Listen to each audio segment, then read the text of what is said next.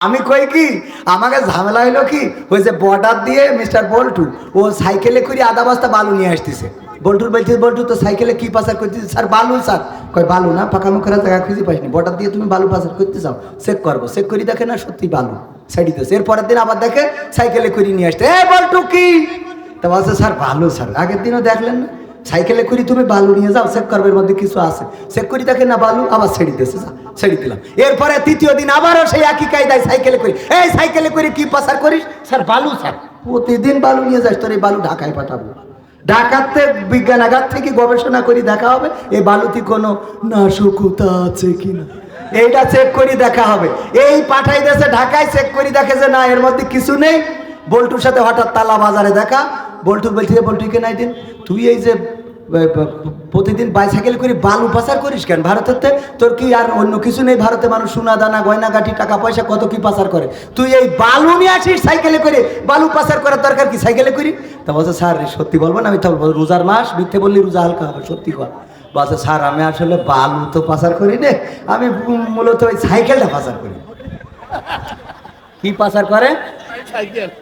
বলছে সাইকেলে করি বালু কেন পাচার? বলছে স্যার বালু তো না, আমি আসলে সাইকেলটা পাচার করি, মানে মালটা থিয়েতে ওইটা নিয়ে ঠানাটানি আছে। বিষয়টা বোঝা গেছে?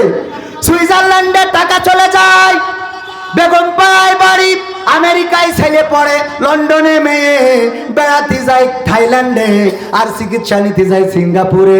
আর ওরা আমাদের বলে বড়ই খা আবা খা আবারে, ঠিক না বেঠে? আবার দেখা যায় এই যে বড় বড় রাঘব বোয়ালগুলো, ওদের টাকা বিদেশে, বাড়ি বিদেশে, বেড়াতে যায় বিদেশে, ওইগুলো দেখার খবর নাই। কিন্তু হুজুরির পথে ধরে হুজুর পকেটে কি টুপি, এই পকেটে কি তসবি, এর মধ্যে কি ওর মধ্যে কি, একেবারে মেশিন সব চেক করে দিয়ে দেয়, ঠিক না বে ঠিক? কথা কয় না। আর এর মধ্যে দিয়ে যে সাইকেল পাচার হয়ে যাচ্ছে ওইটা, তবে সবাই খারাপ না, এইটা মাথায় রাখবেন, সবাই খারাপ। আপনাদের এই পাশে মনে করেন যে থানা, এক গরিব মানুষ, সে খুব কষ্ট করে চেয়ারম্যানের কাছে গেছিল, চেয়ারম্যান সাহেব আপনি আমার একটা ওই ভ্যানের ব্যাটারি পাল্টাতে হবে, সাইডে ব্যাটারি 40,000 টাকা লাগবে, দেন। বলছে আমি তো এখনো হয়ে পারিনি, হলি দেখ পানে। বলছে তাহলে রানিং ডার কাছে যায়, রানিং ডার কাছে গেছে, কয় আমার তো সামনে কিয়ামত, পাস করবো কি করবো না জানি না, এরপরে দেখবানে। তারপরে বিভিন্ন জায়গায় যে যখন হয় নাই তখন একটা চিঠি লিখেছে, লিখে বেলুনি গ্যাস ভরে, তারপরে ওই যে বেলুন বিক্রি করে আছে না, এই যে বিমান, ওতে বেঁধে তো উড়াই দিয়েছে যে আল্লাহ আমার 40,000 টাকা লাগবে ভ্যানের ব্যাটারি পাল্টাতে, তুমি একটা ব্যবস্থা করে দাও, এই লিখে উড়াই দিয়েছে।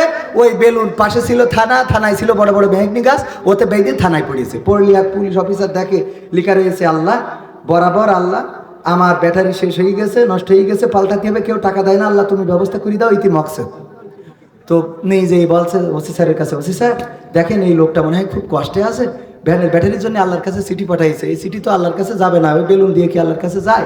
তা থানায় এসে পড়েছে, একটু কিছু কি করা যায়? বলছে সবাই মিলে চাঁদা তোলো, দেখো কয় টাকা হয়, একটুই করলে। তো সবাই মিলে তুলেছে, 18,000 হয়েছে, আর ওসি স্যার আবার 2,000 দিয়েছে, দিয়ে 20,000। বলছে এক কাজ করে একটা ফোর্স নিয়ে যাও, নিয়ে যাই মকসদের দিয়ে বলে আনে যে আমরা অন্তত 20,000 ব্যবস্থা করে দিলাম, বাকি 20,000 তুমি ম্যানেজ করে নিয়ে আনে। একটি ফোর্স যেয়ে তার দিয়ে এসেছে না 20,000। ওগো মকসদ, তোমার এই যে 20,000 টাকার ব্যবস্থা আমরা করে দিয়ে গেলাম গো, আর বাকি 20,000 তুমি ম্যানেজ করে নিয়ে আনে, নিয়ে ভ্যানের ব্যাটারিটা পাল্টে নিয়ে আনে। আপাতত তো অন্তত অর্ধেক হইলো। এই দেওয়ার পরে চলে এসেছে ও আবার আর একটা চিঠি লিখে বেলুনি উড়াই দিয়ে সেটা আবার যে থানায় পড়েছে, ওতে লিখা রয়েছে আল্লাহ গো তোমার কাছে 40,000 টাকা চাইলাম, তুমি পাঠাইছাও ভালো কথা, পুলিশ দিয়ে কেন পাঠাইলে? ওরা তো অর্ধেক ঝাড়ি খেয়েছি। আসলে কি ঝাড়ি খেয়েছে? তাহলে সহ্য না করি পারবেন আপনারা? ও আমার ভাইরা, তেমনি ভাবে আমার প্রশাসনের ভাইরা রাত জেগে পাহারা দেয় জনগণের জন্য, কোরআনের মাহফিলের নিরাপত্তা দেয়, মানুষের নিরাপত্তা দেয়, সন্ত্রাসীদেরকে ধরে দমন করে। আর আমরা পুলিশ দেখলেই মনে করি ওরা খারাপ। পুলিশদের পরে আক্রমণ ইতিপূর্বেও হয়েছে না হয় নাই? ইতিপূর্বে আক্রমণ হয়েছে। আসলে পুলিশ খারাপ না, কিন্তু আমাদের দৃষ্টিভঙ্গিটা অনেক খারাপ হয়ে গেছে, ঠিক না বেঠে? তাহলে কি ওয়াজ বোঝা গেছে? আর একটু সময় যাব সামনে, আর একটু সামনে যাব, কিন্তু আমাদের সমস্যা কি বলবো? কোরআন পড়তে ভালো লাগে, কোরআন শুনতে ভালো লাগে, কোরআন জানতে ভালো লাগে, কোরআন মানতে ভালো লাগে।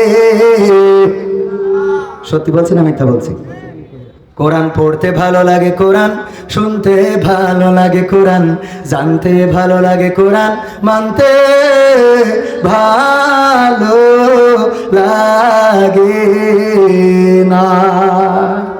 নামাজেতে পড়লে কোরআন মনটা শীতল হয়, কারির তেলাওয়াত শুনিলে প্রাণ জুড়িয়ে যায়। সেই কোরআনের ব্যাখ্যা দিলে কলিজাতে আগুন জ্বলে, সেই কোরআনের ব্যাখ্যা দিলে অন্তরেতে আগুন জ্বলে। বিরোধিতাও চলে কেন তা জানি না। কোরআন পড়তে ভালো লাগে, কোরআন শুনতে ভালো লাগে, কোরআন জানতে ভালো লাগে, কোরআন মানতে ভালো লাগে। কোরআন পড়ে অনেক লোকে শুরু করে দিন, তারা আবার চাই না দেশে কোরআনের আইন। আওয়াজ হয় না মুসলমানদের মতো আওয়াজ। আমি যদি ঠিক বলি তাহলে ঠিক বলবেন, যদি বেঠিক বলি দাঁড়ায় যেয়ে বলবেন হুজুর কথা ঠিক না। মনে থাকবে? মনে থাকবে? কোরআন পড়ে অনেক লোকে শুরু করে দিন, তারা আবার চাই না দেশে কোরআনের আইন। এটা যে কেমন নীতি, তাই তো এ দুর্গতি করছে মোদের ক্ষতি কেন তা বুঝি না। কোরআন পড়তে ভালো লাগে, কোরআন শুনতে ভালো লাগে, কোরআন জানতে ভালো লাগে, কোরআন মানতে ভালো লাগে। কোরআন বুকে চুমু খাওয়ার লোকের নাই অভাব, সেই কোরআনের বিরোধিতা আবু জাহেলের স্বভাব। কোরআন বুকে চুমু খাওয়ার লোকের নাই অভাব, সেই কোরআনের বিরোধিতা আবু লাহাবের স্বভাব। মানবা সুবিধা মতো তাই এই বুকে ক্ষত, দেখলে এমন কিছু সইতে পারি না। কোরআন পড়তে ভালো লাগে, কোরআন শুনতে ভালো লাগে, কোরআন জানতে ভালো লাগে, কোরআন মানতে ভালো লাগে। এমন মানুষ আছে না নাই? তবে তালাতে নাই, সাতক্ষীরায় নাই, কারণ অনেক মানুষ এখানে বসা। দুই একজন উঠছে, একজন দুইজন তিনজন চারজন। কারণ কি মেশিন ডিস্টার্ব না অন্য কিছু? কারণটা কি? এত হাজার হাজার মানুষ, বসা দাঁড়ানো আরো বেশি। বসার থেকে দাঁড়ানো বেশি না? দাঁড়ানো বেশি। রাস্তায় ওই যে ওই পর্যন্ত, আরো পিছনে মনে হয় আছে, এইখানেও আছে। দাঁড়ানো মানুষরাও যায় না, বসা মানুষরা চলে যায় কেন গো? কারণ ওদের শয়তানে কাঠি করে, শয়তান এখানে বসতে দিতে চায় না। এই শয়তান কি ও বসে, ও কি বসে থাকে নাকি?